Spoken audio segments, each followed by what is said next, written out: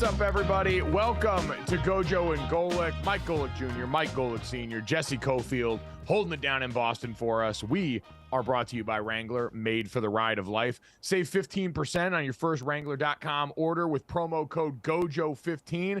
Got another banger for you today, as always. Download, subscribe, rate, review. We're serious. Do that. You've been slacking lately. Leave us a 5-star rating and check us out on the DraftKings YouTube channel, DraftKingsNetwork.com. Samsung TV Plus and more from 8 to 10 a.m. Eastern, Monday through Friday. Jason Fitz is going to join us in a little bit. Yahoo Sports football analyst. As we get ready for a big weekend, Dad, we got Thursday night football tonight. Jags and Saints popping off here. We've got a missing James Harden from Saints. Oh my God! From 76ers training camp right now as they get set for the start of the season. But Dad, we probably need to address the possum-sized elephant in the room, huh? Yeah, we absolutely do. Mike and Wild Animals is a show in and of itself. So yesterday, Mike texted our family group and showed us a video and said he had a possum under his sink in his bathroom in his apartment in LA, in Manhattan Beach. Where you just were, by the way. You were sleeping mere feet from where a sleeping opossum. I guess we have to pronounce the O. That's something that's been new to me. Why? I refuse. I refuse. Look at him. Look at how comfortable. By the way. So here we go. Let me set this up for a second before we begin breaking down the possum video here. Let's name him, might just be walking into. We're gonna get there. Let me set this up. All right. Let me set it up. Whatever. Let me set it up. So yesterday, I'm getting ready to go and trim down my beard. As you guys can see, it's getting a little bit long for anyone watching on any of the video platforms that we're on. And I keep my beard trimmer underneath the sink in my bathroom, which means I don't go in there very often. It's not something I do, but every, maybe once a month, I go in and hack this thing down. And so I go in there, la-di-da, in the middle of the day, open this cabinet, and sure enough, two wee beady eyes staring me right in the face, packed with a bunch of fur behind it from underneath that sink.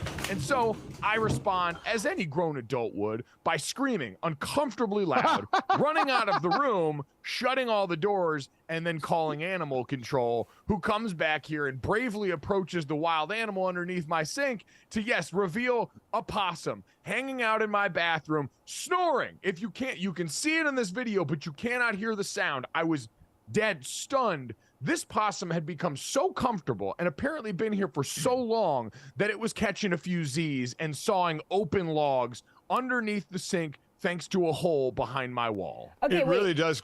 Yeah. I have to start with this question. There's a large hole in the wall behind the sink. Did you know about the hole? This is like a guy thing where you just like, oh, that's a pretty big hole in the wall, but it's in a sink. There's a cabinet. So, was there any concern about the large hole? Jesse, I'm not going to lie. That's the exact thought process that went through this. I had seen the hole back there before. Yeah. I didn't really think it went anywhere of value. It looked a little Shawshanky, but it would have been hidden behind the poster. But yeah, it was one of those things. I'm like, oh, it's under the sink. Where could this possibly lead to? I'll save this problem for another day. I got bigger fish to fry. Yeah. Amazingly enough, as you were explaining math. I was thinking to myself, if there's a hole in your wall, how would you not be concerned? But as you were explaining it, I thought the same thing. I would see it and say, I got a door here. It's closed. I'm not really going to worry about it. So the men can see it all. That's called boy math. That's called boy math. Very true. So, I was stunned by this. When Mike lived in Connecticut, we were at ESPN. Yeah. Oh my God. The video, he had a bat in his house one day. And the video that he sent us, that he had rolling of him trying to get this bat out of the house, where he spent most of the time on video, we had him running and screaming from the bat. The bat was not chasing him at all. This wasn't a vampire bat trying to turn him. Hey, listen, you have no idea. Bats can carry rabies. I didn't say that. And that's the biggest difference. And what I found out yesterday is possums actually have such a low blood temperature that they are largely disease-free, and they're self-cleaners. They're like cats. So while people associate them with being dirty little gremlins, they're actually quite clean. And the reason that most people associate them with being dirty is because they're fear poopers. When they're afraid and they're presented with a predator, they poop themselves to mimic death. That's why you get playing possum. A lot of creatures, including humans, when they die, they evacuate the dance floor in their bowels, and possums are just like that. So they play dead, they poop themselves, so they become less appetizing to a potential predator because they're on the ground covered in poop. Okay, so my other thing that I had to go with immediately was, I don't want to tell anyone how to do their job, but our girl from Animal Control, her technique was not great. Obviously, the possum escaped into the hole. Yeah, possum. The bottom line is the possum was not caught, correct? She was very concerned with moving the scrubbing bubbles. I think my first move would have been to block the hole with a towel or something so that our boy couldn't escape. It's tight quarters back there, Jesse, and the animal control officer was lovely, a joy to deal with, and thank her for her service, 20-year Army veteran who came into the crib ready to do this. She was rightly concerned with making sure that the animal wasn't harmed in all of this. Right, That's always a big priority for them. And as she said, I think she might have been trying to do me a favor, because let me tell you what, she was slinging big possum propaganda during the trip, and she told me, these are actually my favorite ones to come deal with. They're actually pretty sweet creatures, and they're good for the surrounding environment. They eat a bunch of ticks. They eat all the other bugs that you actually don't want around the house. So she I think it was like a wink thing where she's like, oh, I'm going to go after it because if it's in here, it's actually eating the bugs and keeping the other stuff out. I'm going to do you this favor, even though you're kind of freaked out by the possum, versus the bat that Dad brought up before that can actually carry rabies. That if it had bitten me, in addition to maybe becoming a nighttime vigilante, I also could have had rabies. All right. You are a pathetic human being. Yeah. Do you think Gotham needs a hero? Do you think that she set the possum free? That's what I'm saying. What was she going to do with it if she caught it? She would have set it free somewhere else, right? Somewhere else. She's just going to relocate it. Yeah. It's not relocate it right into your alley, right by the hole. That's it. So now, as we were talking about before the show, let it out right by the hole. as we were talking about before the show. So what steps did you take after this? You have a hole under your sink, and there's a hole outside that you saw. So said possum is no longer under your sink. We don't know if it's back outside or in your walls. What did you do to rectify the future issue of some sort of animal getting into your house? Plugged up the hole with cardboard. You plugged up the hole under your sink. Yeah. But not the hole coming into your place from the outside. Well, no, because then you could potentially trap the possum in there, and then it's going to die inside, and you don't want that stink of dead, rotting possum in the crib. So, no, we will approach that subject at a later date with the proper authorities here. No, you won't. I got a landlord. I got people I got to go through here. But right now, we have stopped the immediate problem of the possum being able to come in and just chill in the crib under there in all the comfort and luxury. Again, former Army member and current animal control officer, watching her work the knife on the cardboard, she was like, yeah, when I was over in Afghanistan, we used to have to do a lot of critter control. And so you get pretty used to doing stuff like this. Not going to lie, it was cool as hell to hear from the person who was whittling the little thing and fastening it in my cabinet in there so that this critter couldn't get back in my house. A follow-up question on that. So I know, you've obviously, perhaps she's an agent of big possum propaganda. I don't know. But you've obviously bought in. They're self-cleaners, but I'm hoping that you are going to wash. It looked like some towels that were a nest. Oh, those are like towels that are for cleaning up stuff. That's if I got a grease spill or something like that, those are the dirty old towels. They used to be wash rags. They got past the point in their life where they could be wash rags that would actually do cleaning. So now they're under there for the real nasty stuff that comes up. And now they might just get retired in general. That might be one of those things where, it's like the haunted room in a house where we're just going to close the door in there and we're not going to treat that like a functioning member of the rest of the house anymore. Right. Because, I hear what you're saying. They're used for mess stuff, but you shouldn't use the possum towels to clean up anything. Now, I'm going to save the possum towels for the next time Dad comes in town. Oh, see, that's not going to know. Nice. Just like, no, you know what this is? The this dog is like plate. Yesterday when Dad talked about his dog plate, how he thought it was so funny that he would have our dogs lick these plates clean in the house, and then instead of having them lick them clean and putting them in the dishwasher like a normal person in a society, my dad decided, no, I'm agent of chaos. I'm going to have the dogs lick the plate clean, put it back in the cabinet, and then just play roulette with the kids and everybody else coming in the house. So now, Dad, welcome to Possum Towel Roulette. It was America's favorite new game show in my apartment here. When you come visit, where any towel in the house might have been touched by a possum. I'll know which towels are the possum towels, but you will have no idea if you're wiping your face or anything else with sweet American homegrown possum juice. This is a BYOT situation, Senior. Yeah, well, I mean, he just made it very easy for me. If I need to dry off or wipe something, I'm just going to use the sheet of his bed. Oh, okay. That also might be a possum towel. There was no possum on your bed. Was there any possum excrement under the sink at all? They are fear poopers, as we found out. I was going to say, and I tell you what, based on how loud I yelled when I saw that possum, I can't believe he didn't poop. Because I almost pooped. Did I was you? Gonna say, I was going to say, did you? I was not ready for all that nonsense, man. So, so that was Possum Gate. I put all the videos on social media. They were delightful snoring, and then the possum baring its teeth, which also apparently they don't actually bite. They just bare the teeth and try and look big. Well, they got some teeth, though. I mean, they got big, scary teeth, but they just kind of soft bite you a little bit. So where do we want to go? Like do we want to go with Pete or Paulie? So yeah, this is what I really want to crowdsource at GoJo and Golic on Twitter. And if you're in the YouTube comments, I need people to sound off because it's still in the wall. And so I figure since it's a member of the family, I need to give it a name. And so we're accepting those. I threw this out to the Instagram crowd yesterday. A lot of predictably like Rudy, Notre Dame quarterback names. Someone suggested Sam Hartman. I enjoyed it Petey Possum as a riff on Petey Pablo. Some people also threw out Pojo in keeping with the name of the show. Oh, wow. Kind of into Pojo. One. So at GoJo and Golic on Twitter, if you have got potential name ideas for the possum now living in my walls, I'm all ears. Wow. I thought it was excellent video. Again, she may have been a very, very sweet person, but she did not capture said critter. So well, it's not going to show up under your sink again unless it breaks down the barricade. It's cardboard, so I'd imagine those teeth could just go right through it. Yeah. They're much more lovers than fighters versus like their raccoon brethren. Like a raccoon's gonna bust right through that. Raccoon's gonna open up the door, probably come punch me in the face in my bed. They're absolutely vicious creatures. But possum, sweetheart, not gonna do that. All right. I found out possum Twitter is a real, and you know what? Again, back to the thing, opossum, get over yourself. I'm not going to call it a possum. Yeah, what is that? I never understood that. Yeah, what's the difference? Is there a difference, or their given name is just opossum?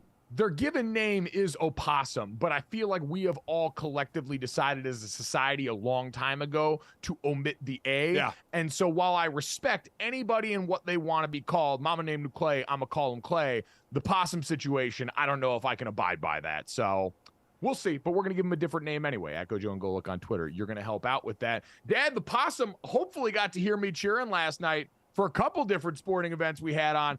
We got a little bit of fight back in Major League Baseball. Yes. The Houston Astros decided to go ahead and take one from the Rangers. And, man, I feel bad right now, Dad, in this MLB postseason. Real scary times for pitchers of my age and era when it comes to what we saw from Clayton Kershaw in the last round for the Los Angeles Dodgers. And then Max Scherzer coming back from injury, his first outing since then, gets absolutely lit up, only makes it through 4 innings, gives up 5 runs. You hate seeing that. It's like watching your dad get beat up in public, seeing an aging ace get rocked. Oh, that hurts. Okay, hopefully you'll never see me get beat up in public. Hopefully I never get in a fight in public because there's no reason to be doing that. But you're right. It'd been 36 days since he pitched. And by the way, they're going to need him more if the series, like right now on projection of rotation, if it got to a game 7, he would be the guy if they decide to leave him in the starting rotation. So he said he feels good. He even tried to talk to, Bruce Bochy, his manager, and say, I'm feeling fine. He said, it's my job to tell the manager how I'm feeling. And then it's the manager's job to decide what we're going to do. He said he felt fine. Bruce Bochy said, don't care. We're going to the bullpen on this one. 5 runs and 4 innings. You go ahead and feel fine the rest of the time in the dugout because we're going we're going to go to the bullpen right now. From a and do human this thing. level, I'm super glad you're feeling fine. Yeah. From a baseball level, we need you to feel Not fine so much. with about 4 less runs on the board. And his first pitch was 95 miles an hour. They said they'd be happy if he touched 93. At 95, said, to dive into the weeds, he said his slider wasn't working. Normally that's a finishing pitch for him, and it wasn't happening. Hit a batter, had a wild pitch, gave up a couple of hits on the slider. Jose Altuve went yard on him as well. So it didn't go well, but I guess that's my thought going forward is they're going to need him again. And when and in what instance will that be as Houston's trying to come back and they're still down 2-1? Yeah, so I guess in that case, it's good that he was feeling good, coming off of injury, having that in the background. Maybe it wasn't ever going to be perfect, and this is one of those other things, too. Do or die situation for the Astros, right? They were up against it. This is a team with a ton of postseason pedigree. You mentioned Jose Altuve going yard again. He's getting really close to catching Manny Ramirez for the most postseason home runs all time. So this is a team that certainly has this capability. We heard from Altuve post-game, by the way. See if you can play baseball stock answer bingo with the cliches in this answer from Jose Altuve. No, obviously good. Down in the series by 2. It feels like we have no choice but win tonight. A lot of good swings, one game at a time. Feel really good. We celebrate tonight, but got to be ready for tomorrow. Yeah, that was at least a handful. Yeah, that was at least a handful in there. And that's, that's what you're getting right now. I think everybody maybe has learned from in the National League, the Phillies situation of be careful what you say. It could end up on a shirt somewhere and used against us. So let's just hit the sports cliches and not worry about anything else. Yep. I mean, you're already the Houston Astros. So people don't have to reach very far to not like you. People don't have to look very hard to find the things about you that aren't palatable. So especially like Altuve and the guys that have been around for all the trash can bang and nonsense long enough for people to hate them, I'd imagine you're going to probably keep pretty tight lips right now so that everyone doesn't have even more. So here's the stat of the day. Again, Houston was down 0-2 in the series. Teams that have won game 3 after trailing 2-0 have come back to win the series 13 of 50 times. So 26% of the time, the team down 0-2 and then winning game 3 has come back to win the series. We shall see. I'm glad they made it a series, but that's Texas's first loss this postseason, and that's the question mark is how assured they're going to be going forward. That's going to be the question mark in Major League Baseball. Dad, elsewhere last night, asking you shall receive. The WNBA Finals came to a very wild and exciting ending after a bunch of blowout games. You asked for a close one, and the Aces and the Liberty decided to oblige there with the shorthanded Aces going out there and winning the WNBA championship. Back-to-back champs, the first time since the early 2000s Los Angeles Sparks to pull that off, and they went out and got it done. Dad gave an exciting game. It was a ton of fun to watch. Bunch of celebrities out there. I hope Al Michaels is as disgusted that they showed Jason Sudeikis so many times as he was that they showed Taylor Swift at football games. I doubt that was the case, but got an exciting game there, Dad. So at the very least, you can feel good knowing that while the series came to an end because the Aces were able to win on the road and break serve despite being shorthanded, you at least got it in exciting fashion. I was happy for that. Listen, the game's tied right at 64, and then Vegas goes on, runs off the next 6, and they have a 6-point lead with a little over a minute, about a minute 20 something to go. So I'm happy we finally got one. The Aces proved they're the best team. We had the 2 best teams here. We got a good game. As you mentioned, back-to-back champs for the first time in a couple of decades. So a good ending to a season in the WNBA. That was an excellent season that kind of ended right where we thought it was going to with those 2 best teams playing for the title. Yeah, I think we can get into this more. Jason Fitz, as we mentioned, going to join us in addition to being a lifelong diehard Raiders fan. Fitz is also a fan of everything Vegas. And this team has sort of been the poster for the WNBA's growth and expansion. You had Tom Brady come on as an owner in this last year. Mark Davis is obviously the owner of this team as well as the Las Vegas Raiders. And the investment that he has made into this team, making Becky Hammon until recently the highest paid coach in the WNBA, bringing over all this talent, having a player like Asia Wilson, who's played MVP caliber basketball, including finals MVP caliber basketball. What this shows us about what can come and continue to work in the WNBA. But coming up next, we will get to Thursday night football and away from Possum talk on GoJo and Golic.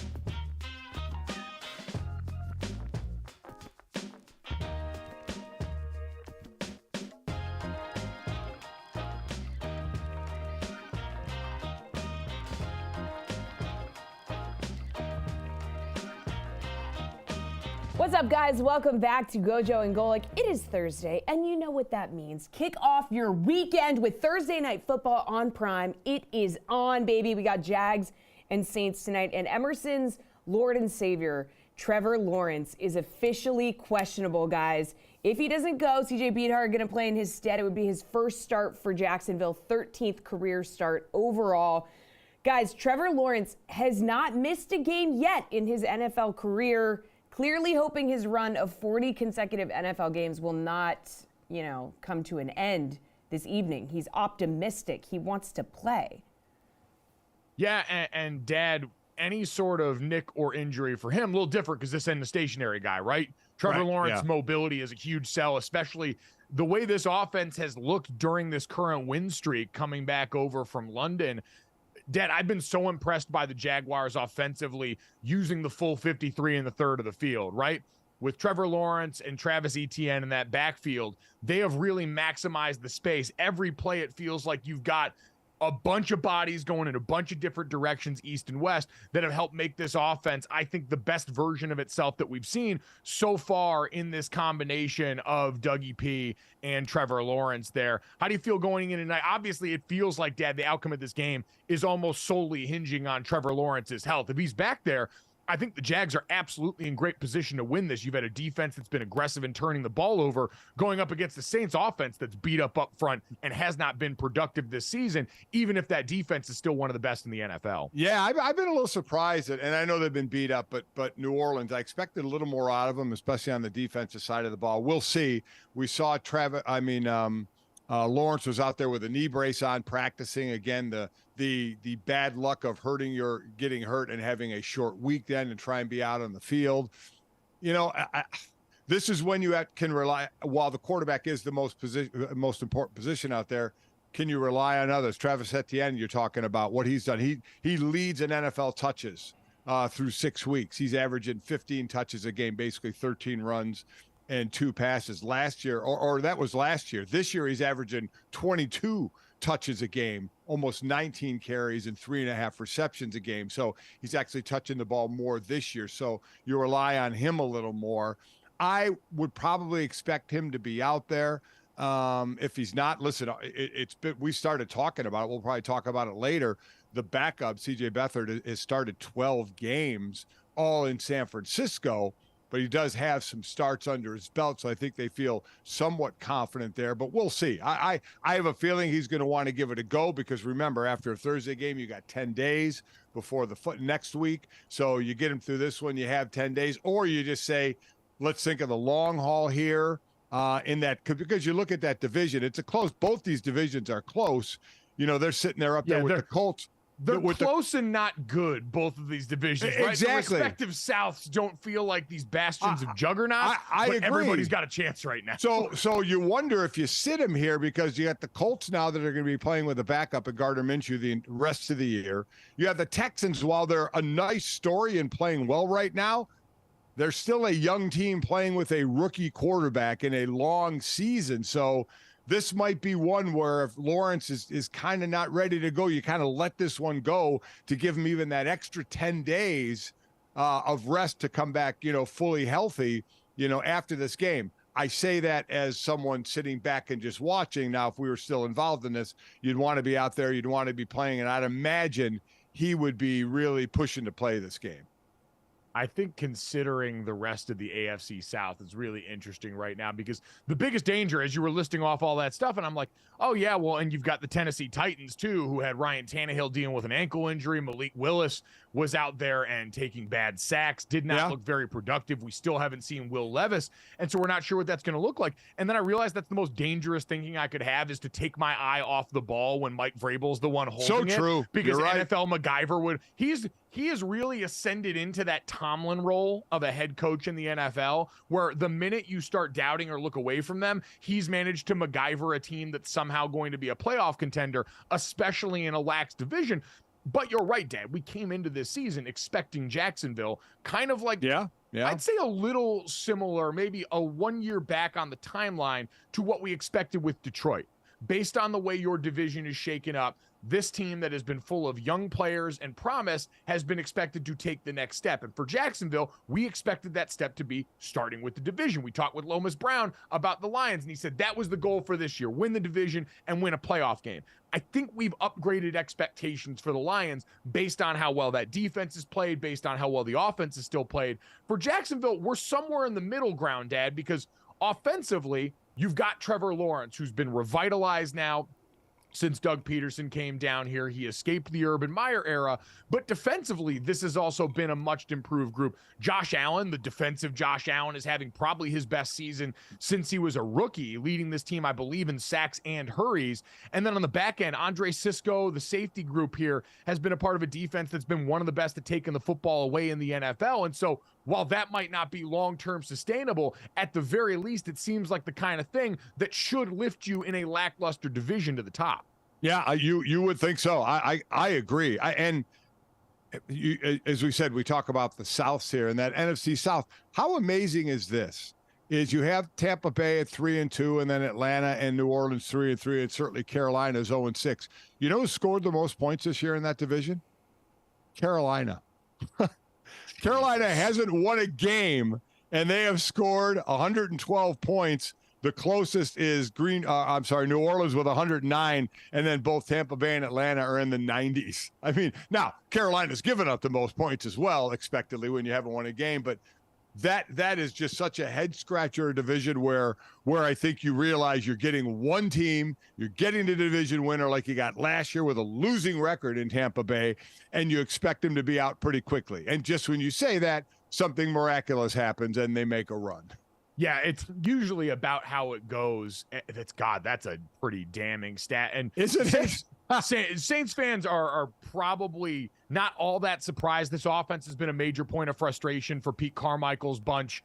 I think this last game against the Houston Texans, despite the loss and their inability to convert yards into points, was the first game they had gone over 400 yards of total offense in this season, over 300 yards passing in this game. And when you look around there, Dad, you're going, all right, Chris Olave lives here. Yeah. Michael Thomas is in this receiver room and has come back from injury and actually looked more like himself than we've seen in a while. You got Alvin Kamara back healthy, but then you look up front right now, Dad, and it's been kind of a revolving door of bodies there. Trevor Penning, their former top pick, got benched for a little while. His backup got hurt in the last game, so he's going to be back out there. Ryan Ramczyk left last game with a concussion protocol, so he might not be good to go for tonight. It's been an area that for so long, Dad, was such a strength of this organization. New Orleans had always had a really strong offensive line going back to when I was in training camp with those guys, and had managed to get an influx of young talent, had managed to bolster that position in the draft, but now has gotten to a point where it seems like that's no longer a strength they can rely on.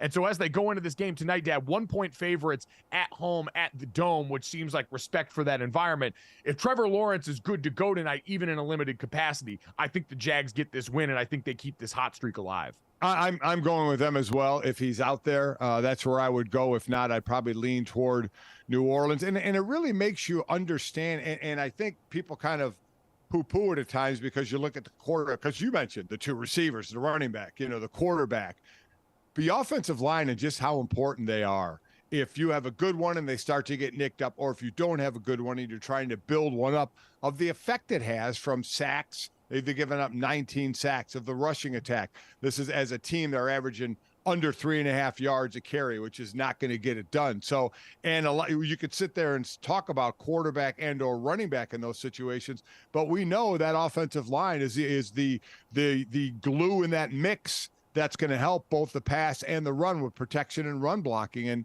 they just don't have it now. We thought they would, but as you mentioned, a couple of injuries, but I think it gets glossed over a lot of times when you don't realize if you don't have that crew up front, that is going to really hamper what you can do. Especially when your quarterback is Derek Carr. He's not one of those guys that's going to bail you out with his mobility. I know sometimes they'll do the Taysom Hill stuff still, the remnants of Sean Payton's love affair with the all-around Swiss Army knife, but that's only going to buy you so much, Dad. And you mentioned it, averaging just over 3 yards a carry. They're 23rd in rushing production, despite being 10th in rushing attempts throughout the league. Usually not the formula for success. Coming up next, though, you got questions, we got answers as we go 3 for Thursday in the NFL here on GoJo and Golic.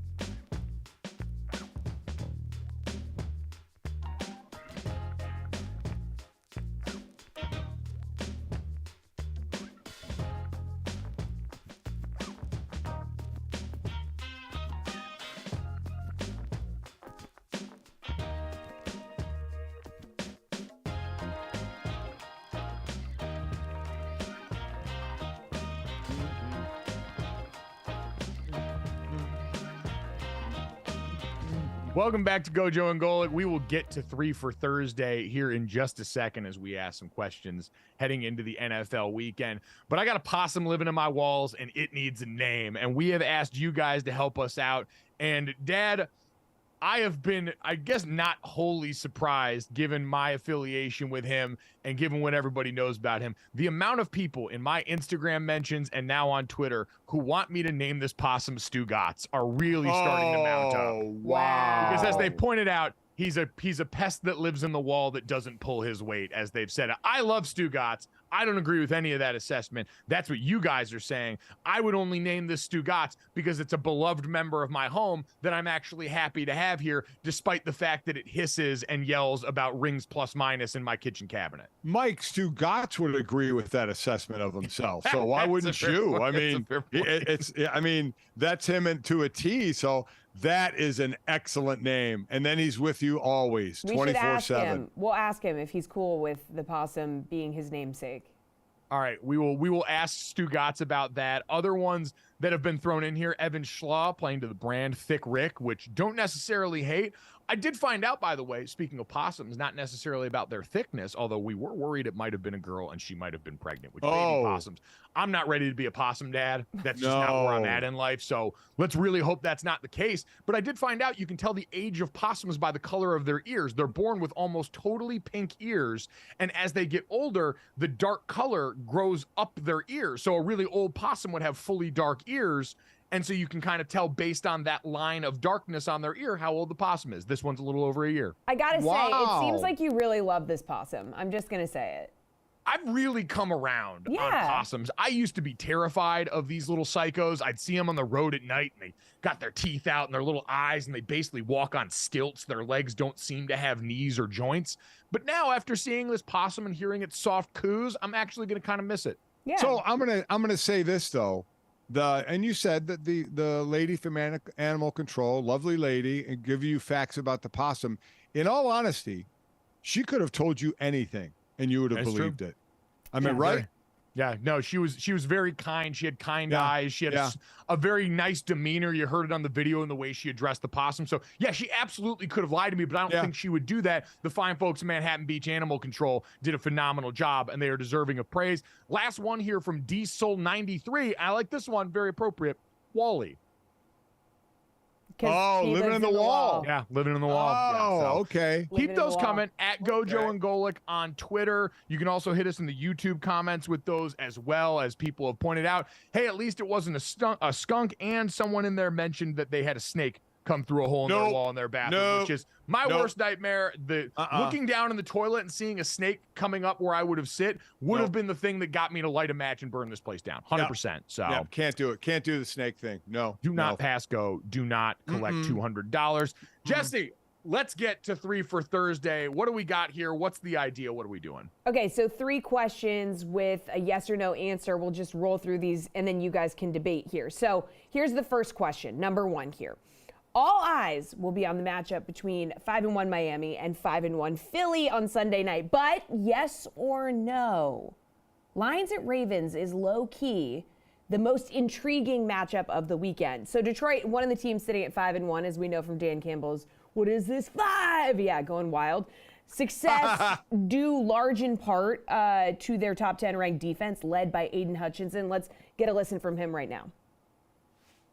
I mean, we're rolling, and this is what I think everybody envisioned, when AG came here and kind of, took control of this defense. And I think we're finally doing what's expected of us. So I think it's really exciting to see, and I think the fans are loving it. And so, we're having fun while we're doing it. When the team's playing well, it makes my job a hell of a lot easier. And defense is giving us short fields. O-line's protecting really well, and I got receivers downfield making plays. So all that comes together, and I do my part, and it makes it a lot easier for me.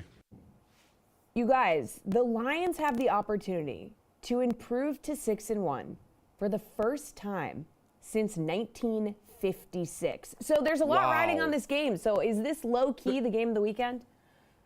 So it's definitely got that kind of potential, but Dad, I'm still going with Dolphins and Eagles. I would say no on this one, just because of the position Philly's in now, reigning NFC champions, coming off of a loss, and having the best offense in the NFL roll through. I definitely am most intrigued by that. But for the Lions, this is a great test because this is one of the best offenses in the league that Detroit has going up against one of the best defenses, a top 5 unit with the Ravens. So I can see the intrigue. I'm still going Dolphins-Eagles. Yeah, I'm going Dolphins-Eagles as well. But like you had mentioned on this, Jesse, both top 10 defenses, Baltimore being number 2 in defenses in the league. So I am looking forward to the matchup a lot and what this defense for Detroit's going to do against Lamar.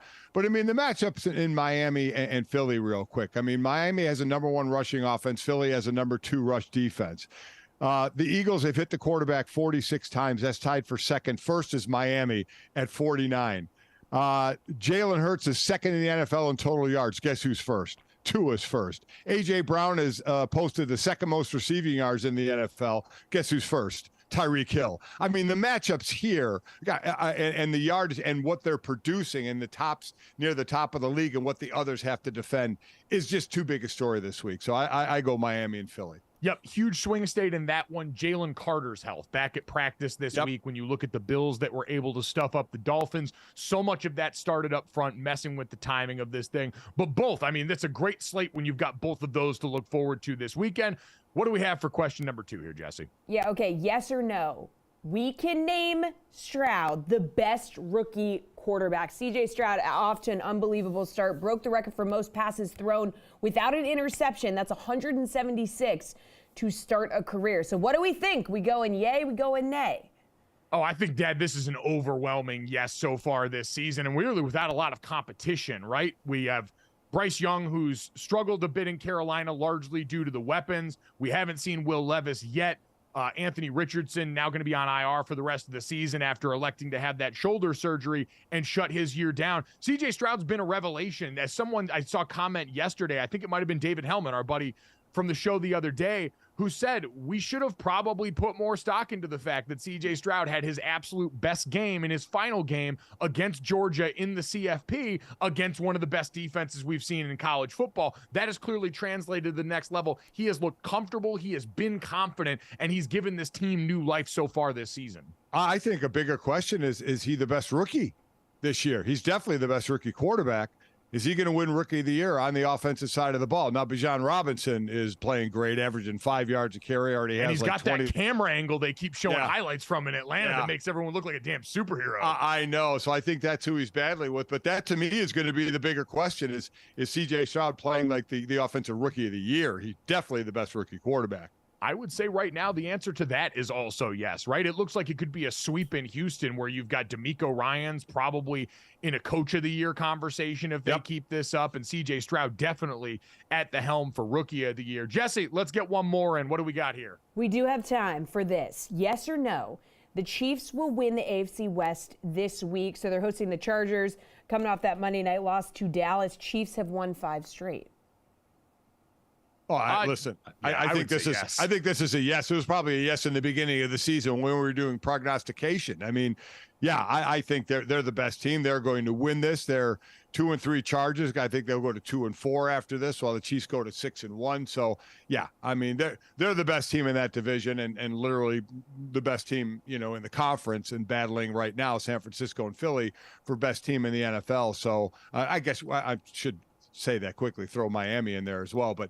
To this question, yes, they're winning the West. Yeah, this is as much about the way the rest of the division has looked, right? You've got a Raiders team that's been listless and now has heard Jimmy Garoppolo. This Chargers team looks like Brandon Staley's seat's only going to continue to heat up.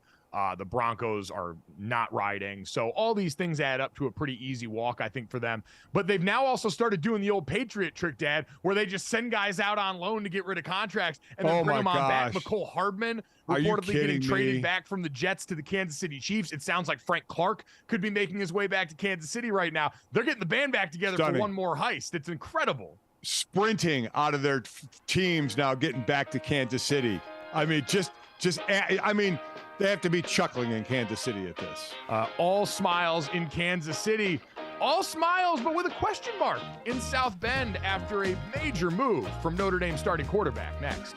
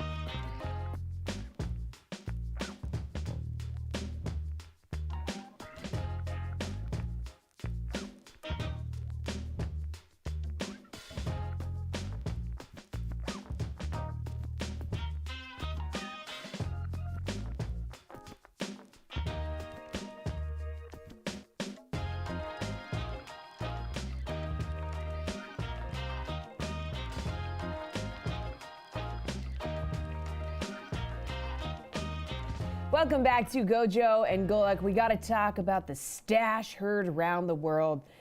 Sam Hartman has a mustache, everybody. Okay, so he had the beard. He was rocking the beard look.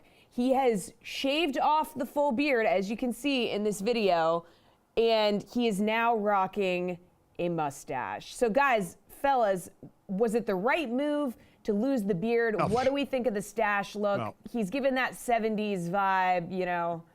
Yeah, he looks like a 70s porn. 70s Yeah, porn star. I was gonna that's say where that. we're going there. Yeah. We can call it what it is. Yeah. Listen, I've had the beard since COVID, and before that, whenever I try and grow a beard and I'd walk out of like the bathroom and show my wife, she would giggle at me, and I'd walk right back in and shave it off. But for some reason during COVID, when I grew it, she was like, "Oh, that looks pretty good." To which now I'll never get rid of it because she said that.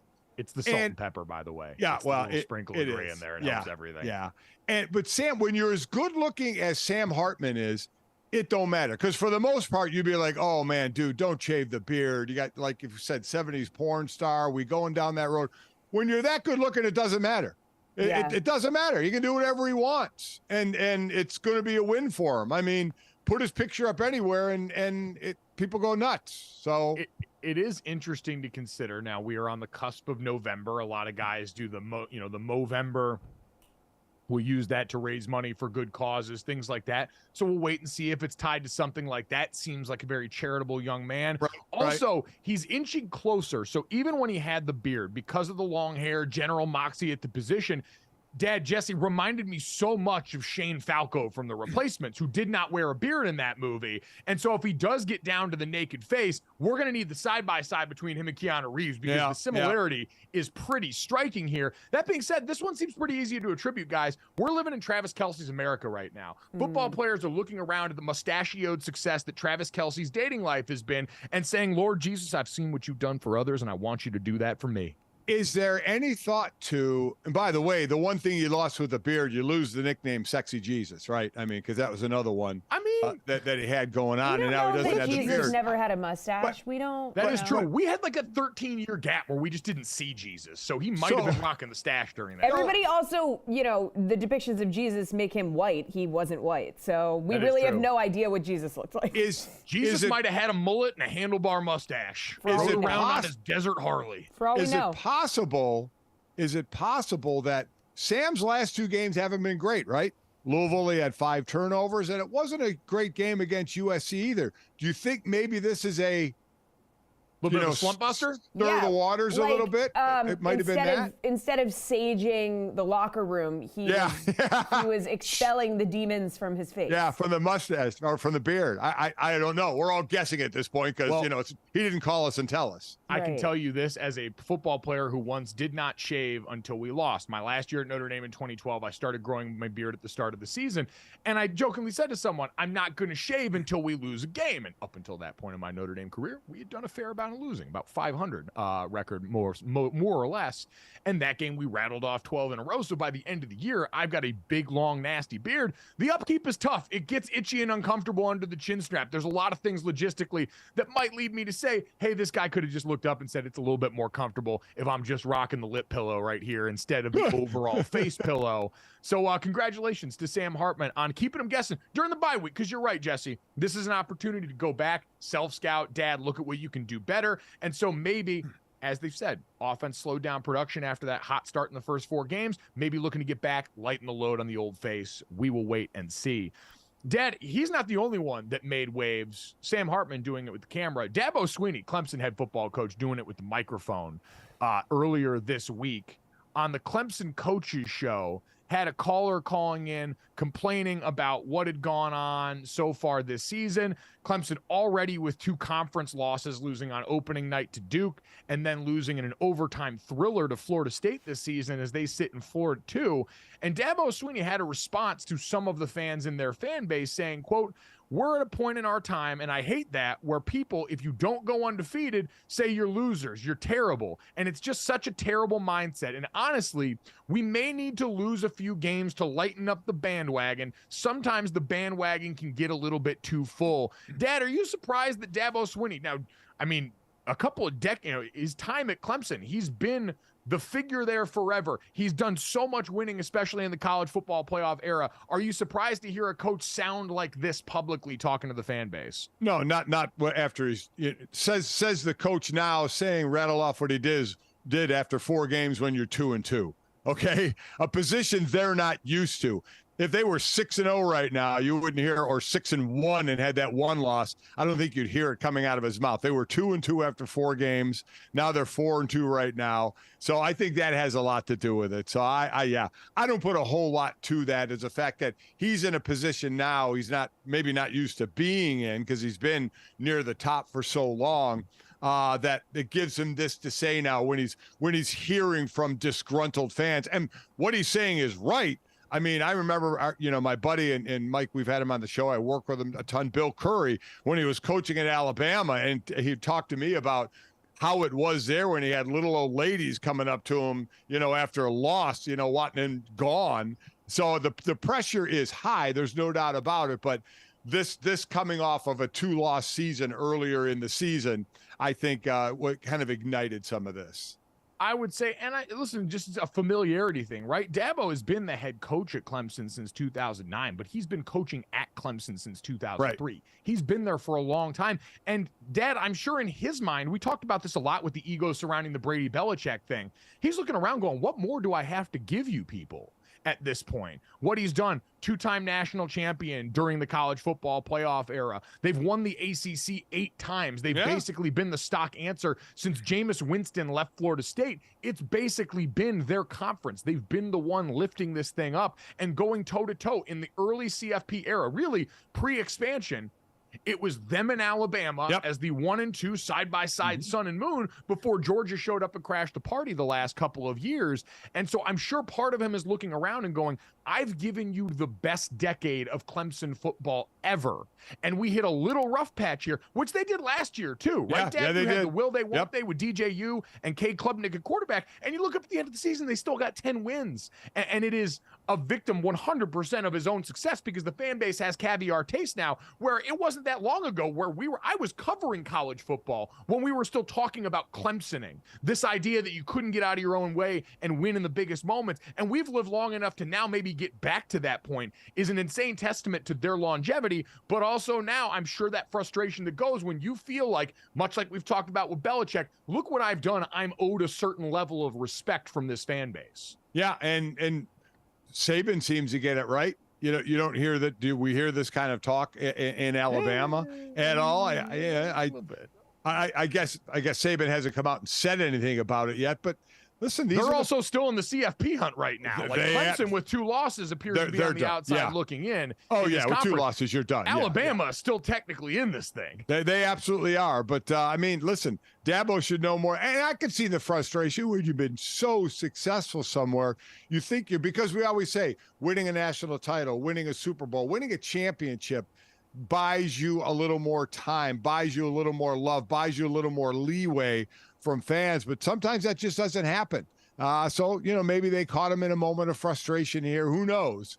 But I think that's definitely what happened, Dad, because it's inadvisable. It might have felt good to say at that time. But you shouldn't say it, right? But you can't say it, especially when you're the coach that's been as public about avoiding the things that are a current part of the sport, between the transfer portal, the idea of name, image, and likeness. Dabo's one that's railed against the idea of paying athletes in the past as far as making them employees, which we could potentially be on the cusp of. And so that is the backdrop, Dad, is probably the source of frustration more than anything for Clemson fans, is we feel like you're resisting the future in a way that's going to cost us despite everything you've done. But he played the game up until then, right? Don't they have a slide in their locker room? I mean, when the whole thing was who's building the next big complex, they were right there with that. They had no problem saying, okay, we're going to do this to get the recruits, but now it took a turn he doesn't like. With the transfer portal and NIL, and all of a sudden he's resistant a little bit. Man, it's adapt or die. We know that. You may not like, said this all the time. I get people complaining about it. You may not like it, but it ain't going anywhere, so you better learn how to deal with it and have it work to your advantage. Dabo has since walked back these comments slightly, but Pandora doesn't go back in the box. We'll be back after this. GoJo and Golic.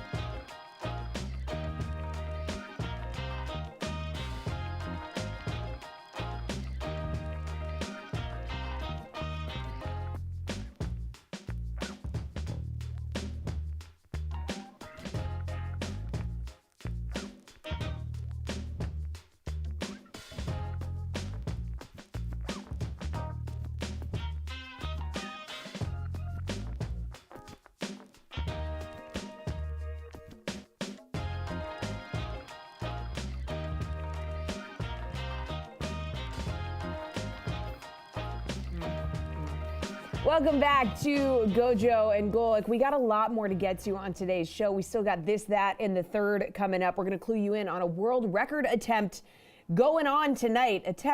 Plus NFL injury report. James Harden no-shows the 76ers. He is ghosting. We have an NFL injury update. But right now, we're going to welcome in friend of the program. I think we got him here, guys.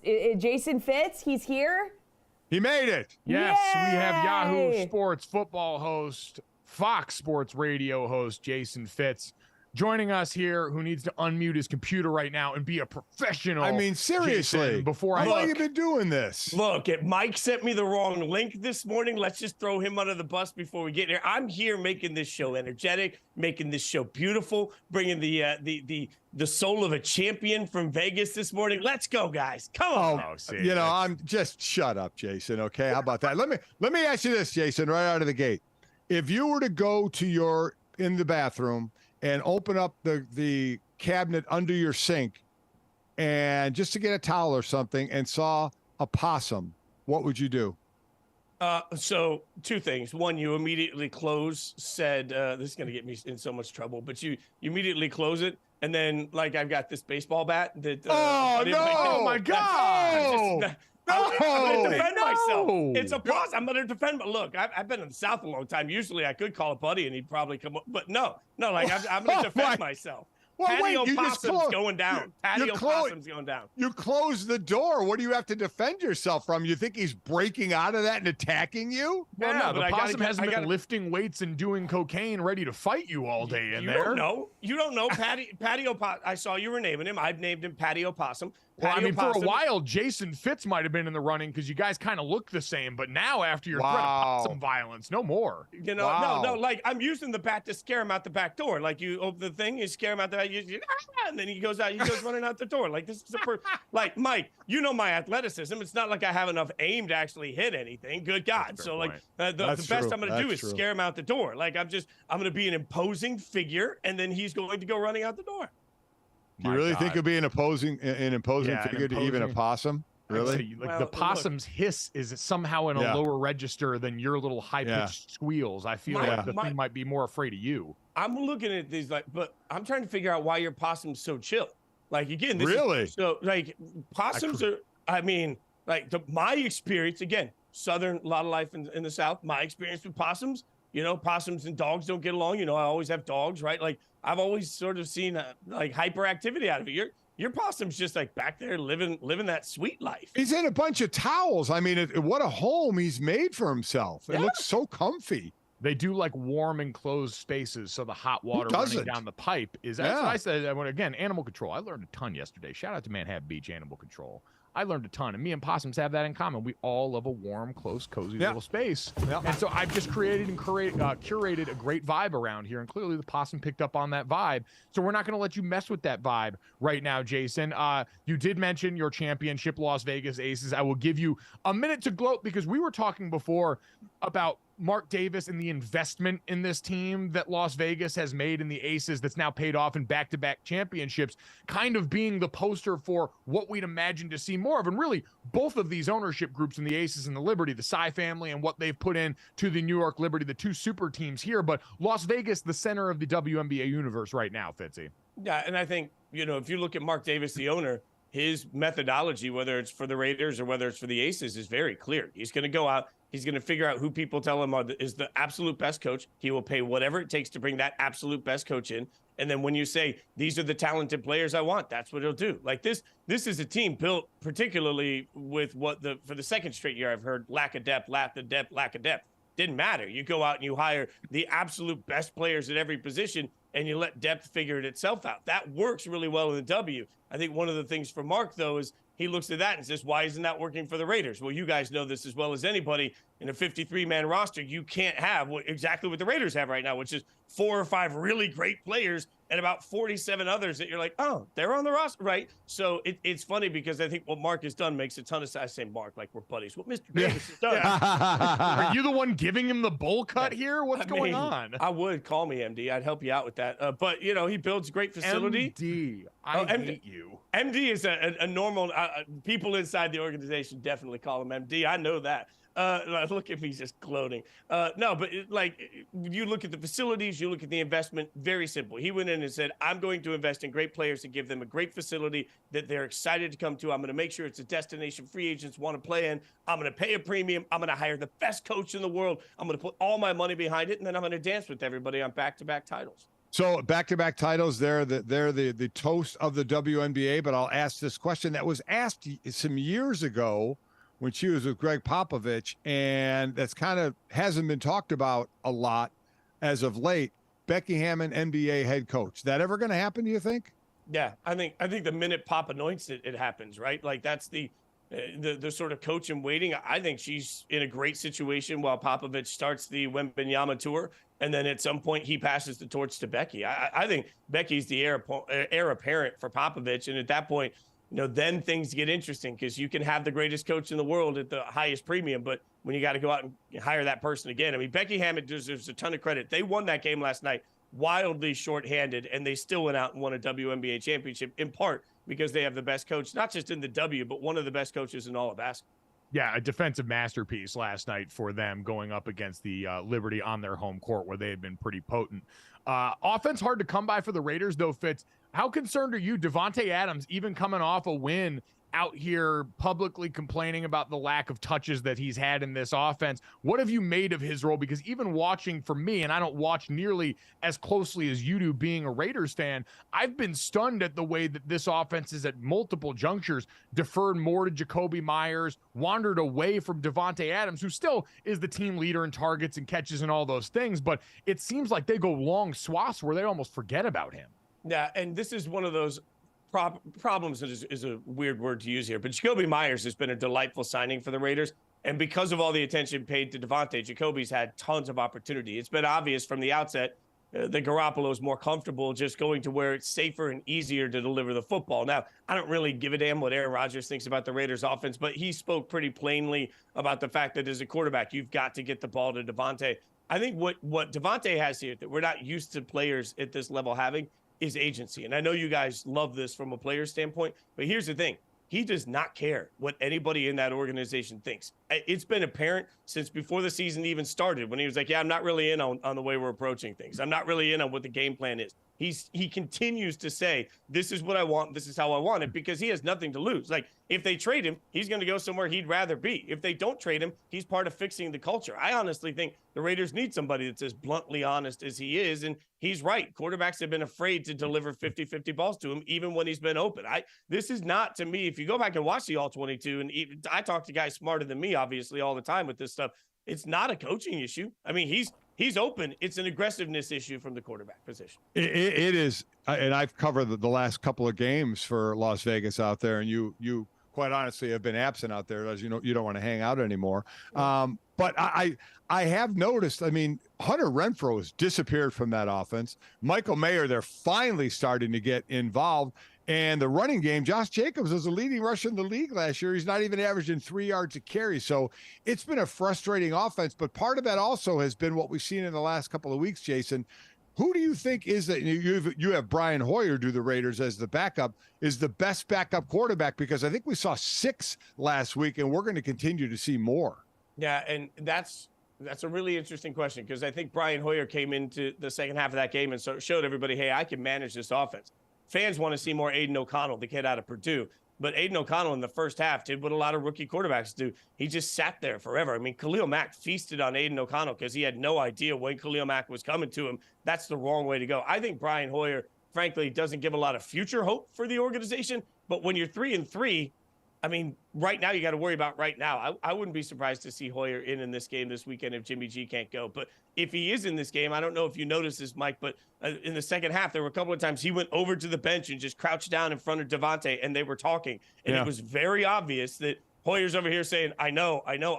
But I think, and I'm not just saying this because I got two guys that love fat boys in this. Like, I think if you look at the core problem of the Raiders offense, they've used 6 offensive linemen more than any team in the NFL. They use 6 offensive linemen and a fullback, and their quarterbacks are still throwing the ball scared of getting hit constantly because the offensive line is not good enough. It's not a health issue. It's a communication issue, and it has not been good enough. So what you have is like if the game plan is drop back, wait for Devontae to have a little sliver, throw him the ball, I think quarterbacks are afraid to wait that long to do it. They're dropping back and saying, this is right there, get it out of my hand. I don't want to get murdered. Yeah, it's been fascinating to watch. I will say, I think this is a good sign, though, because if the past is predictive, every receiver that we have watched publicly complain about a lack of touches so far this year has been handsomely rewarded on the other side. It's a big year for squeaky wheels getting grease. A.J. Brown, I think the most recent recipient of that in Philadelphia. Fitz, we talked about this before, though. Overall, the struggles that the Raiders have had, the Broncos season, this defense really being the Achilles heel of this group, and then the Chargers lately with Brandon Staley finally getting burned this last week. Most of the conversation around him had been about fourth down decision-making and stuff like that, but in general, this just does not seem like a team that overall is well coached right now. The Chiefs might have the easiest path to a division crown they've had in quite some time around here. Yeah, but there's also this part of me, let's be honest, I'm living in fear, y'all, because, like, think about this.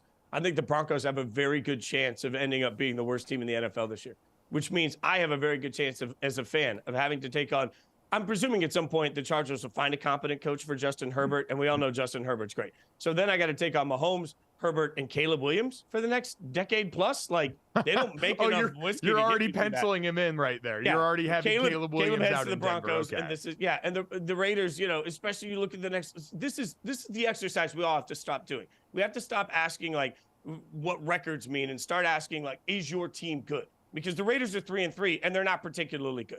I think they're going to beat Chicago this weekend. They got a couple more winnable games on the schedule. They're going to get to 6 or 7 wins, I think, pretty easily. They're not good, right? So then you got to, every year, you're just constantly beating your head against this wall of like, are we actually good? In a league where a third of the league is around 500, what do you do when most of that third is just not good? It really needs to press reset. Speaking of, we were talking about this week, we talked about this earlier, the glaring best matchup of the week is Miami at Philadelphia. But we asked earlier, do you think that low key, maybe it's the Lions and the Ravens game that might be the biggest game this weekend, or do you have another one? No, I look, the Lions-Ravens game is only interesting to me because I'm still at this spot where I don't know how much I can trust the Ravens. Like I'm shooketh at times by the fact that the Ravens have found interesting ways to lose, which isn't something we're used to seeing Harbaugh doing, right? And it's interesting to me because when you talk about Herculean efforts, Lamar at times has been Herculean, but the offense still hasn't really clicked. And this Ravens defense, I don't think is what we're used to from some Ravens defense. So I feel like when you look at who the Ravens are, I think the best teams in the NFL offensively are going to expose a lot of teams that are like, I think it's not going to be uncommon to see Miami just absolutely run teams out of the building one week, or Buffalo like they've done at times. And I think the Lions could absolutely do that this weekend. Really, because it's interesting. This year right now by a lot of people has been marked by defensive success. When you look around the NFL at what a team like the Cleveland Browns were able to do last weekend, what Baltimore has done, what Buffalo did in that matchup against Miami, on and on down the list, the whole AFC North defense as a poster for this conversation. There have been a lot more on that side of the ball having success in a day and age where offense is supposed to rule the NFL. We're supposed to see these teams, based on the way this is structured, having all the success, and yet defenses have somehow, it seems like, been able to adjust right now, whether it's because of the amount of pass rushers, the lack of depth and quality depth along offensive lines around the NFL, and just the creative defensive schemes that so many of these coordinators are now employing. Fitz, it does seem like we're, I don't want to say golden age of defenses, but we've finally seen, I think, some adjustment by players coming up and the schemes that are currently being employed that are giving offenses a much tougher time than most people anticipated. We saw that last week for sure. And I think that was stunning last week. And I will give you Cleveland all day, every day. Like they're the way they move Myles Garrett around is just, it's like, I always talk about how much I appreciate Mike McDaniel and his pre-snap movement. And, you know, they pointed out on the Sunday Night Football broadcast a few weeks ago that the 3 teams that use the most pre-snap movement offensively are the Chiefs, the Dolphins, and the 49ers. What do you know? Right. The 3 toughest defenses. Yeah. And then I'm watching the Browns do the same thing with Myles Garrett all the way up to the snap of the ball. I think that's revolutionary. That's the future of what every team with a great pass rusher, Raiders, Max Crosby, should be doing more of. Like, I think I get excited by that. But a lot of what we've seen so far, in my opinion, like when we start looking at some of these defenses that are stepping up, has really been just bad offenses taking on pretty good defenses. Like I'm waiting for the cream to rise and to see the best of the best versus the best of the best. Cleveland is an exception to that rule with the way they play defensively, but man, are we really looking at Philadelphia last week and saying they were stymied by great defense, or are we looking at them and saying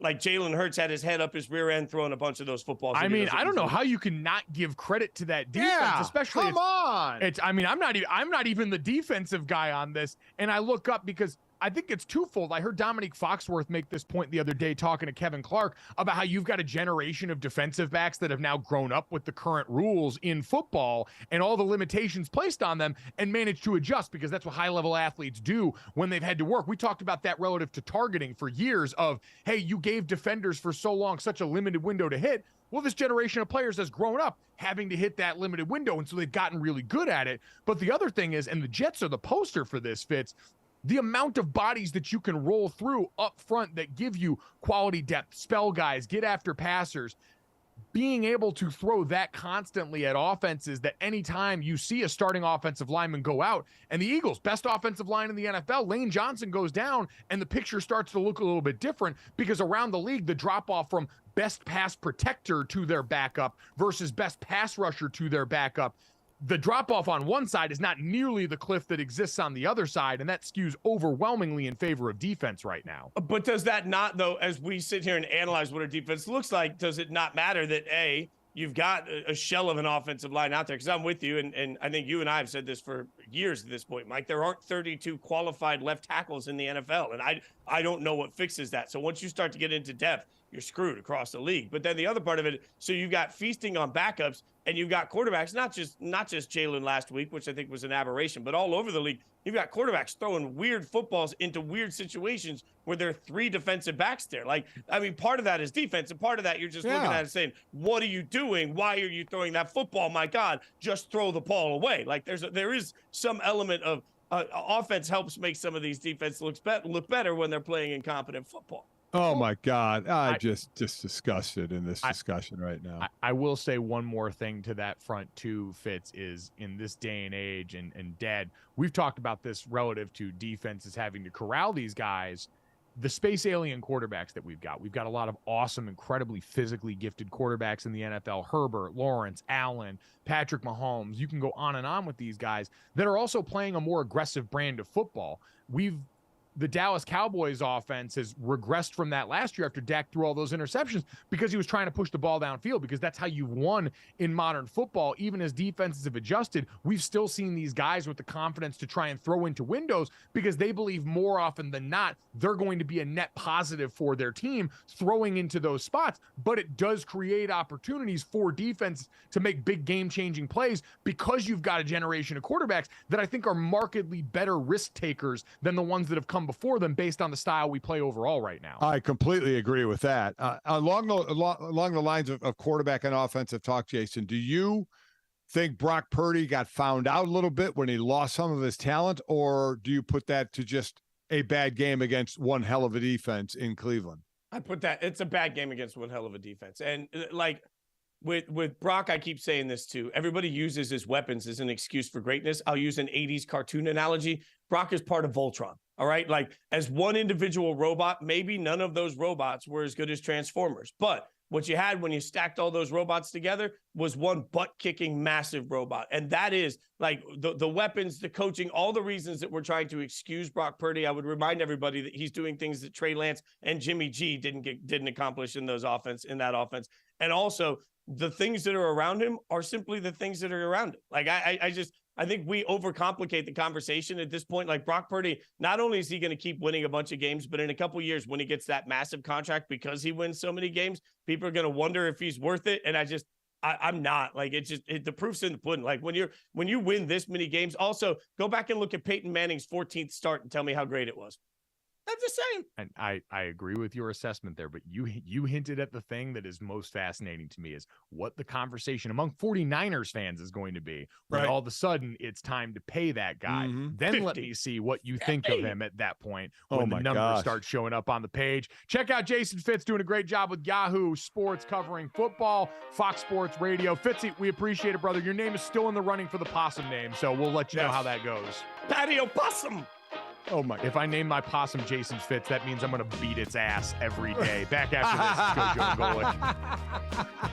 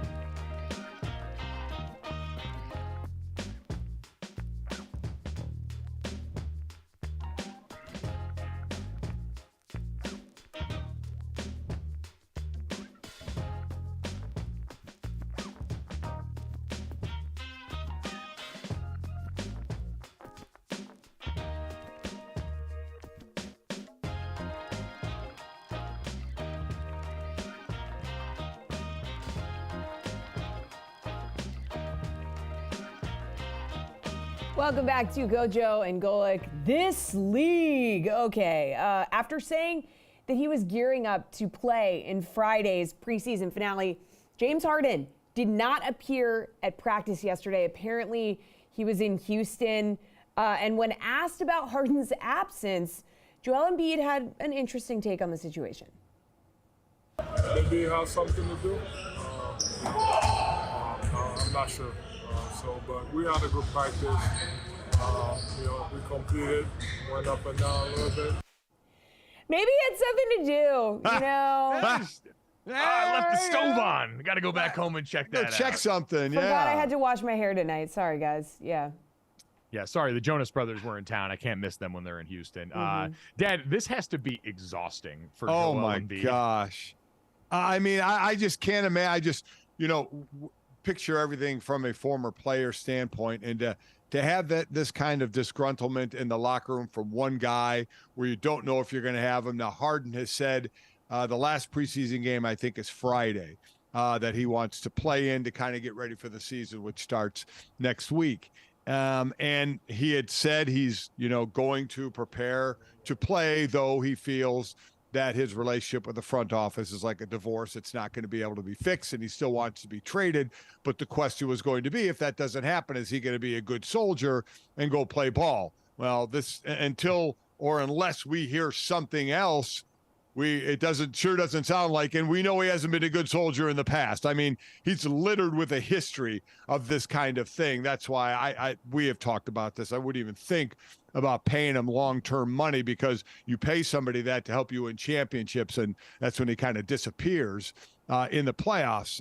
So this one, it shouldn't shock us, though. In any other, imagine being on a team, Mike, where this happened, like in football, someone just didn't show up. That's what I mean. Like someone you're counting on yes, to show up. Just doesn't show up. But I don't think anybody in Philadelphia is surprised because of his history, knowing he wants out of there, and coupled with his history, to them it's not. I'm sure not shocking. It's like, oh, that's Harden being Harden.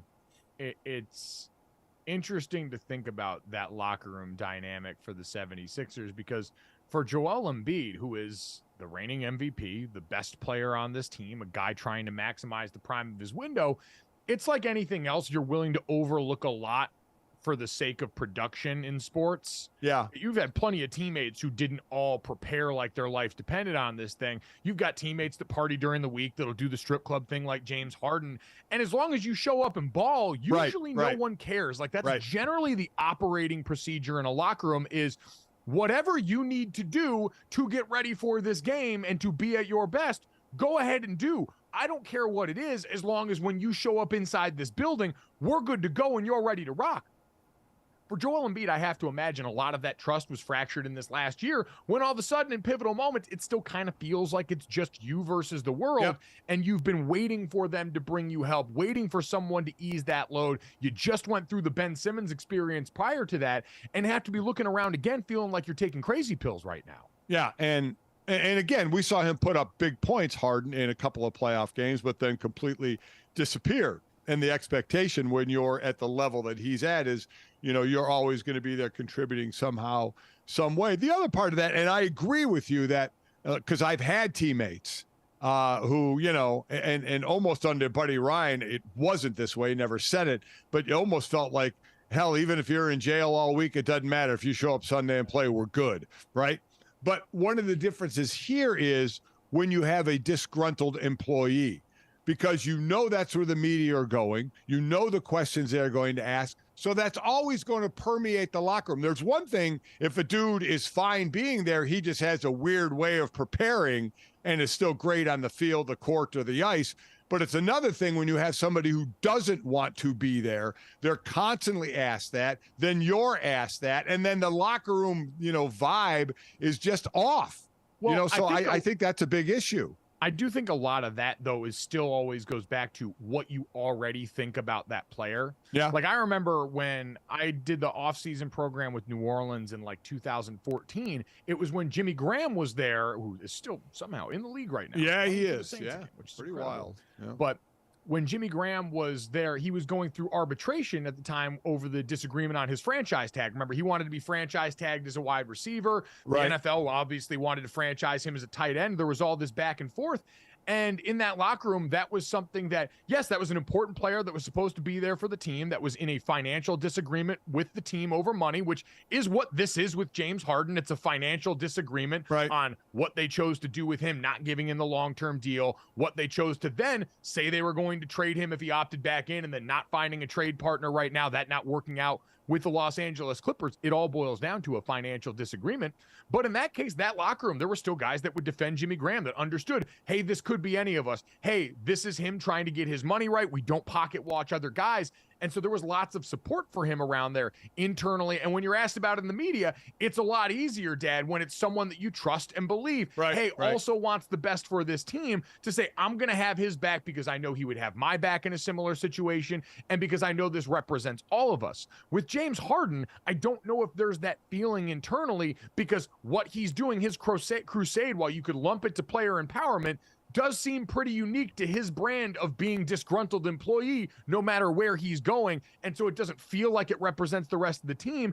And now you're kind of, I don't know if he gave his teammates the heads up. It doesn't sound like it with Joel. But if you're the guy that's doing that and making their life harder internally in those ways, it's a lot tougher to feel like that's a guy you want to have his back when it comes up and does get annoying asking and answering those questions. I agree.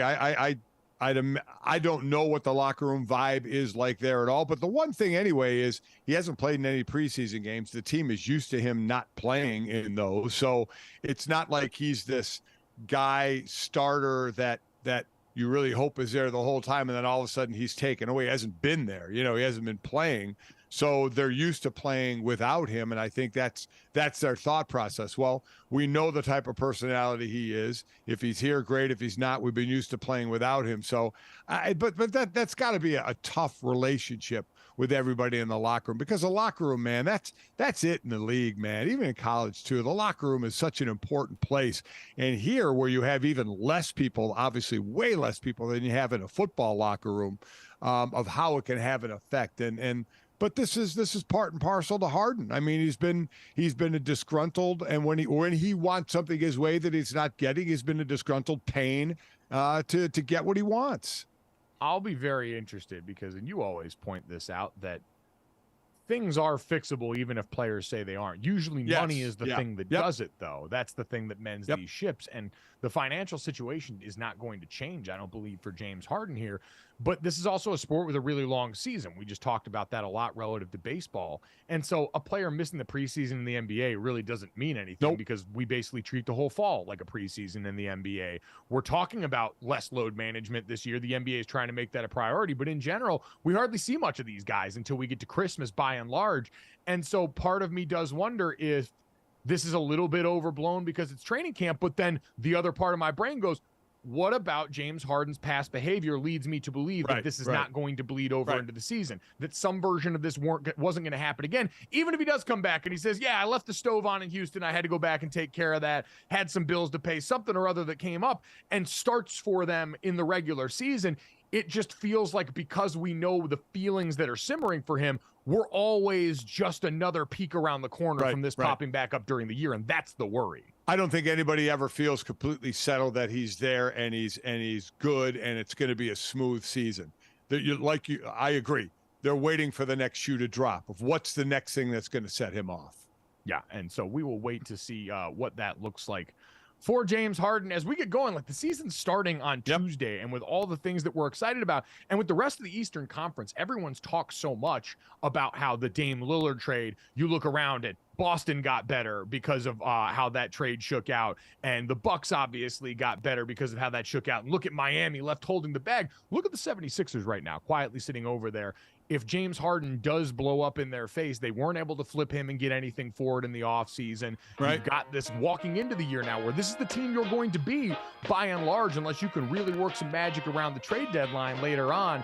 They become a team that might be watching the rest of the Eastern Conference elite start to pass them by. Coming up next, let's take a look at some of the key injury updates heading into this coming weekend in the NFL here on GoJo and Golic.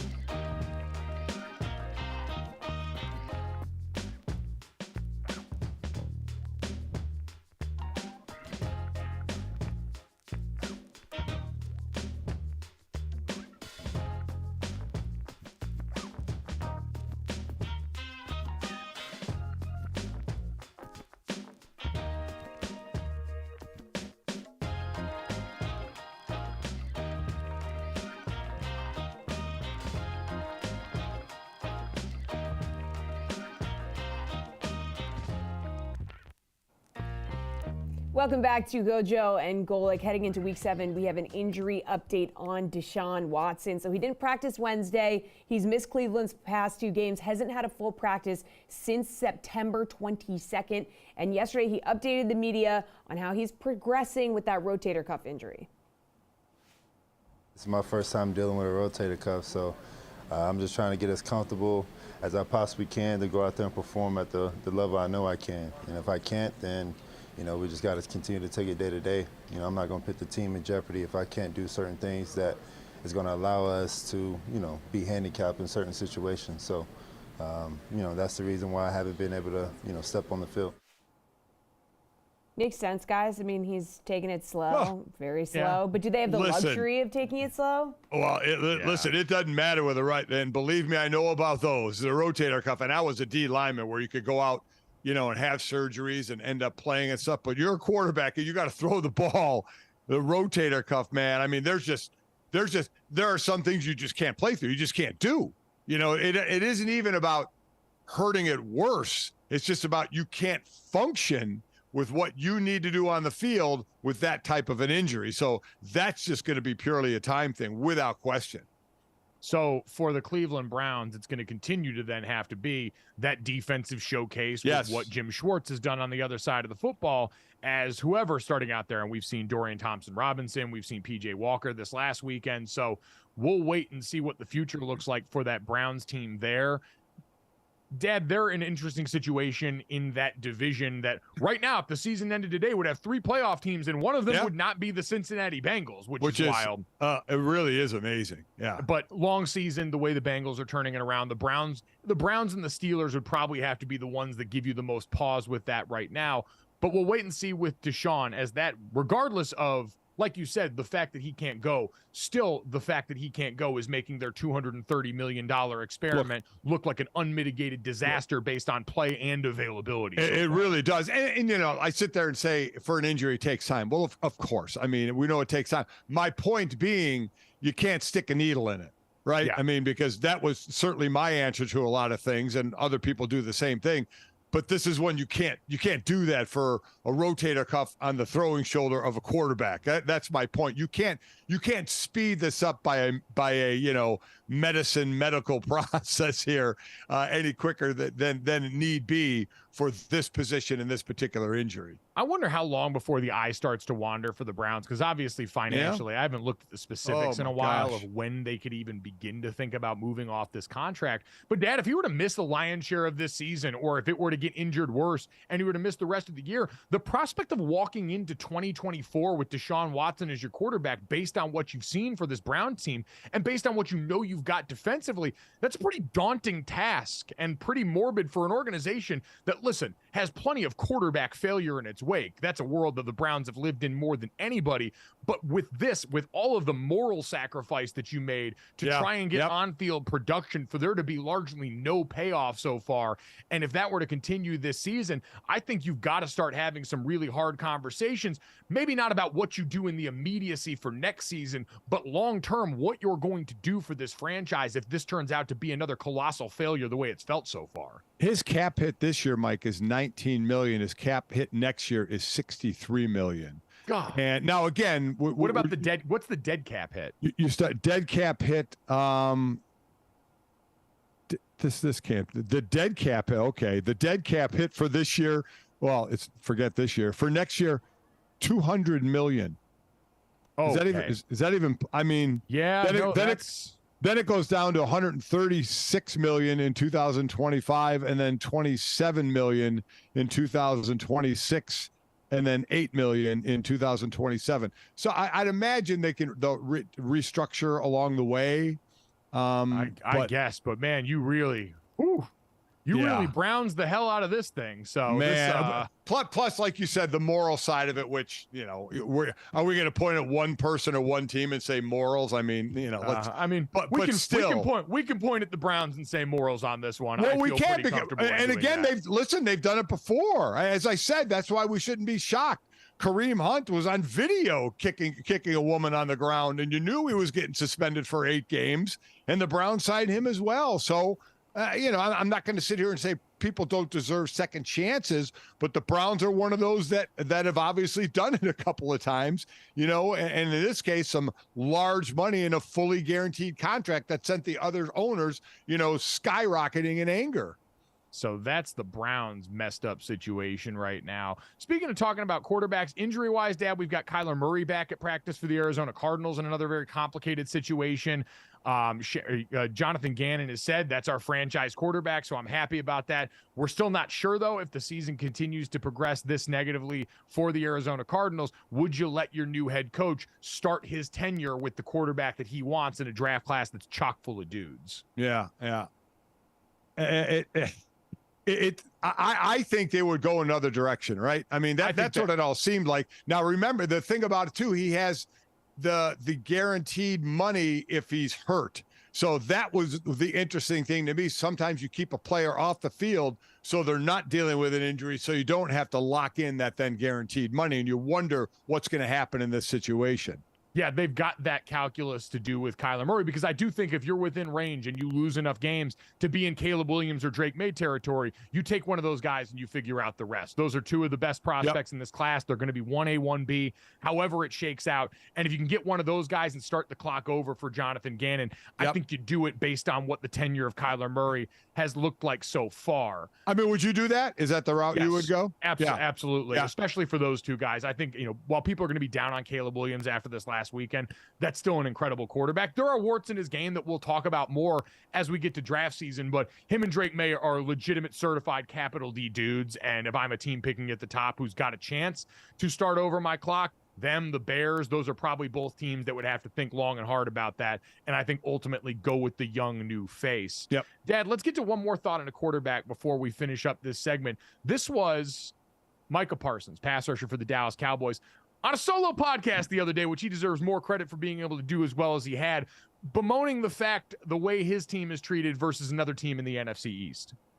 I just don't condone the bashing of Dak Prescott and the Dallas Cowboys and have the same energy for the Eagles. We want the same energy for everybody, because there's a whole bunch of bashing when it's Dak Prescott, but not the same when it's the Eagles. I got time today. A lot of people said the Browns defense was overhyped. I said the Browns are the real deal. Acho said this, which pissed me off. I'm not worried about the 49ers. They were missing Christian McCaffrey, Debo Samuel. The Browns were missing Deshaun Watson, Nick Chubb. They were missing them key factors before the game even started. So why is it that we are just scrubs and we're nobodies that don't deserve to be on the field and we're just all talk? But there's 100 excuses for these other teams. If y'all just want to hate Cowboys Nation, just say y'all hate Cowboys Nation. I'm tired of people trashing my quarterback. I'm tired of people trashing my team. And that's why I had nothing to say to the media this week.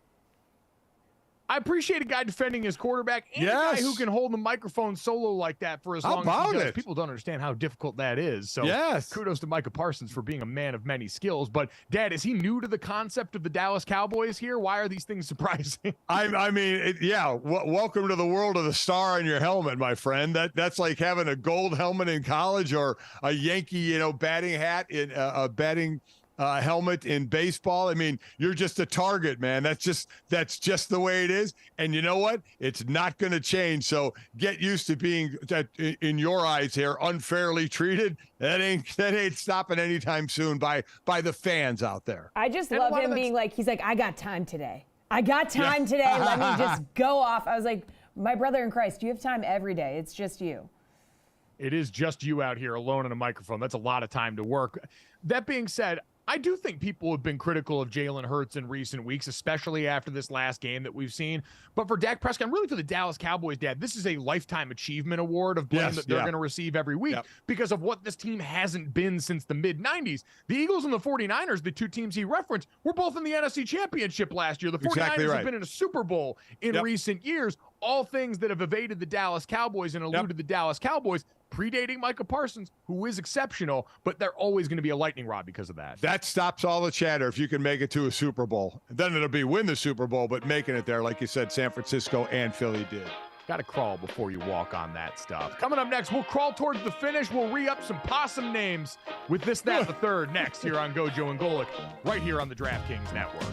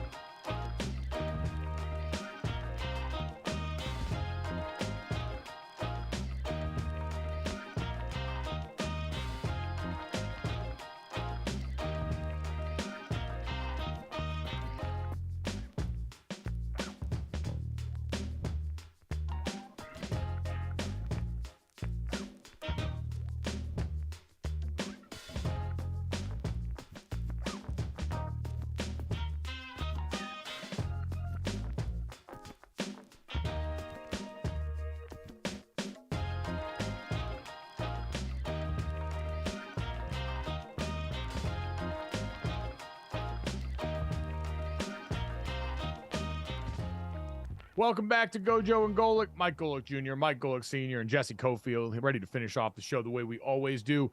This, that, and the third. 3 quick stories to send you off on into the day. As always, make sure you download, subscribe, rate, review, leave us that 5-star rating, and check us out on all the places you can see us on video, DraftKingsNetwork.com, DraftKings YouTube channel, Samsung TV Plus, and more. And guys, at GoJo and Golic on Twitter is where you can follow us and continue to submit names for the possum that is still living in my walls right now. Dad, Jesse, do either of you have a favorite from some of the names that we've thrown out here today? Again, we've had ones, obviously. Stugatz has been a major one. Pojo, Spencer Hall got a shout out in there. Harmony, Wally was another really clever one in there. Is there anyone that stuck out to you guys of the ones we've seen today? Wally's my favorite because I think it's cute. You know what? Amazingly enough, I think the same thing. I kind of liked Wally as well. I think that is very good since it's coming through the wall. Yeah. So, yeah. All right, Wally, the leader in the clubhouse right now. Maybe we'll put it up to a vote on the poll with Wally and Pojo and Stugatz, since those seem to be the top vote earners so far. Again, at GoJo and Golic on Twitter. You can keep those coming. We'll get a ruling on that. We'll name the sweet prince or princess that's living inside the walls at the moment here. But guys, let's move away from the creature that could have crawled into my bed at that point. I forgot I left the bathroom door open at this point. So this is going to be an adventure post show. And get to this, that, and the third. And start off with this. Roger Goodell, 3 more years. 3 more years. One of the most tenured commissioners in pro sports, re-ups and signs a new 3-year deal, Dad. Roger Goodell, who reportedly on his last deal was earning in the neighborhood of $69 million a year, puts pen to paper on a deal that it was interesting, Dad, the way a lot of the conversation was around this, that sounds like it has the potential to be his last stint as the commissioner of the NFL. They talked about this as a potential opportunity to start grooming a replacement for an owner that's been a part of one of the biggest stretches of growth in NFL history. Roger Goodell was an administrative intern in 1982 for the NFL under then Commissioner Pete Rozelle. So, I mean, it is unbelievable. The run he's had, close to $700 million he has made. And listen, we know it, and he's done deals and obviously done the job of the commissioner. But one of the big jobs of a commissioner, right, is taking the arrows for the owners, right? Taking those slings and arrows and darts and taking all the hits and wearing that armor and try and have all that deflect off of him so it doesn't get to the owners. That's part of the gig. Guys, at the end of the day, NFL owners have seen the value of their teams skyrocket during Goodell's tenure, which at the end of the day, right, that's what it's about. So the last team to sell before Goodell took over in 2006 sold for $600 million. Washington this year sold for $6 billion. So, yeah, there's some like inflation to factor in there, but at the same time, that is significant.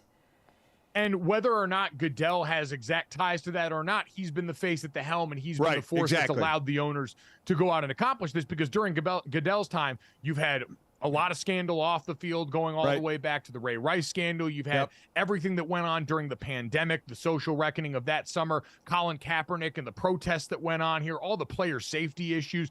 There's been a litany of things that'll be attached to Roger Goodell's legacy, which is why I'm surprised he hasn't leaned back more into, I think, the moment that got him the highest Q rating he's ever had, which was during the 2020 virtual NFL draft, when he was clearly descending into a bit of a buzz stupor on the couch in his basement, reading off the draft picks that night. That was the most relatable Rodgers ever been, and I can't believe he hasn't gone back to the well on that day. I know, I thought he might again, but I think they obviously love the show out in public of the, you know, where the barnstorming of the NFL draft every year, which I think is fantastic. But you're right. He's going to have some things, and they will be attached to him. You know, even though it's the NFL, he was commissioner then when some of the things that went on that we really thought, and I guess it really proved again just how powerful the NFL is, because it rarely gets dented, right? When bad things are going on. And there have been some bad things that have gone on in this league, and some of it under Roger Goodell. So, but the NFL survives a lot of it. And I think the owners understand that he's helped us get through a lot of very, very turbulent waters, and they feel very secure with him kind kind of being that front guy wearing the armor for him. He'll get the credit for that. It's the inherent violence of the sport that everyone loves that ultimately is the reason that is able to weather the storm. I think it's the addiction to what we watch every weekend. Yep. I don't give the commit. Roger Goodell has done parts of the job that certainly have made him a commissioner they trust, but I think ultimately it's the sport that gets the responsibility for that. Jesse, let's get to that. A little issue at the start of the NHL season for one prominent star. Yeah, okay, so on Tuesday, ahead of Dallas's game with the Golden Knights, Tyler Seguin had a little issue with security, showed up at the rink. The guard did not recognize him, didn't want to let him enter the dressing room to get ready for the game, so he had to show the guard 3 valid proofs of ID to get in. So he had to get his phone out, as you can see in this photo, search for his own profile on NHL.com to finally let him go in to the Stars locker room. Guys, wow. I mean, hysterical. He's literally like, that's me. That is amazing. That's got to be a tough film session for that security guard when they do the meeting after the fact, breaking this down. They're like, dog, really?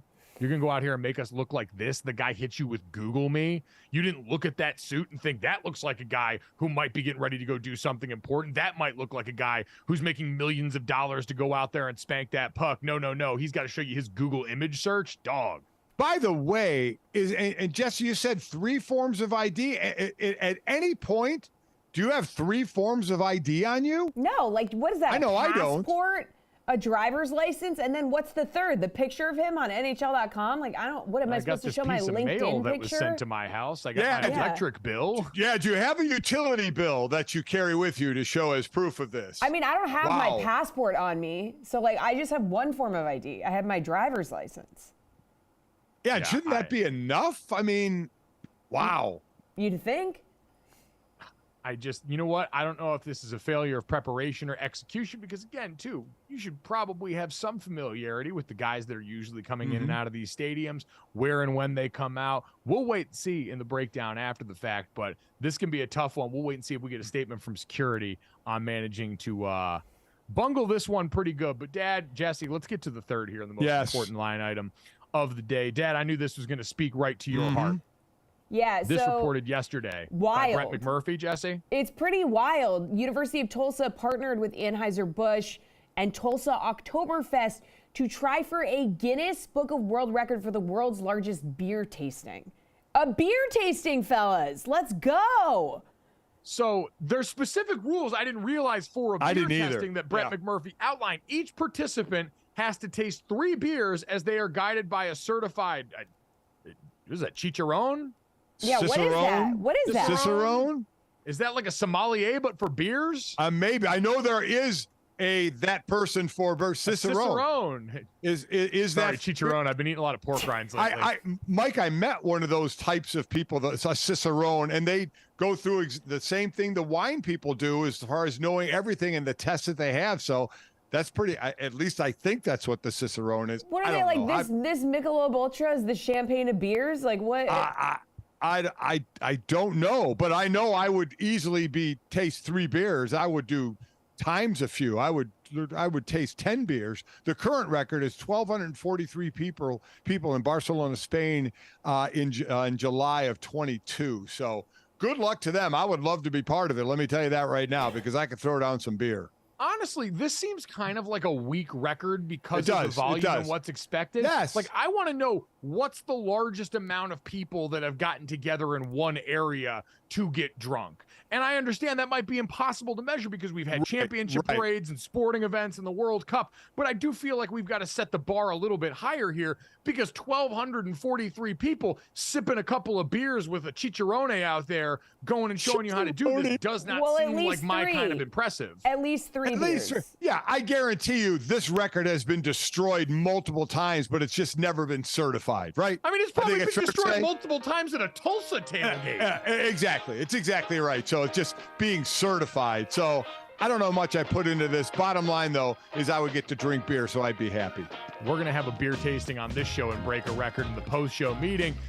If you've enjoyed a few beers with us today, leave us a rating, a review, download, subscribe. Thanks. We'll talk to you tomorrow. Ugh.